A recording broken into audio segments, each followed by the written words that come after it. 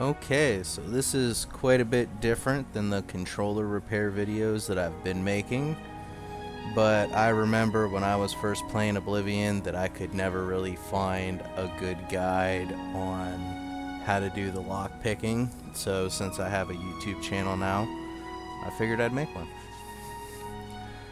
So whenever you push the tumbler up, if you let it fall all the way down, the next time it's going to be at a different speed.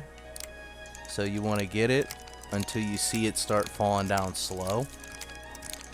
Once you see it start falling down slow, just hold whatever button is making your pick go up and it'll spam like this.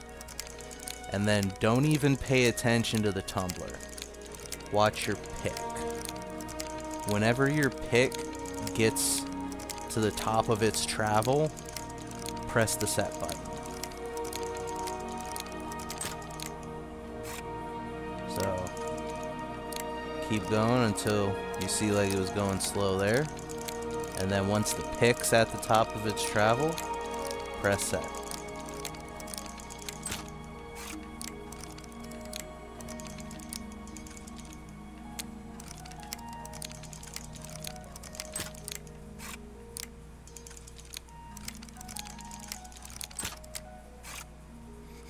And you may have noticed that my pick looks different than your pick probably is. That's because this is the skeleton key. And this is another thing that I never really saw people mention in the guides. This is an unbreakable lockpick.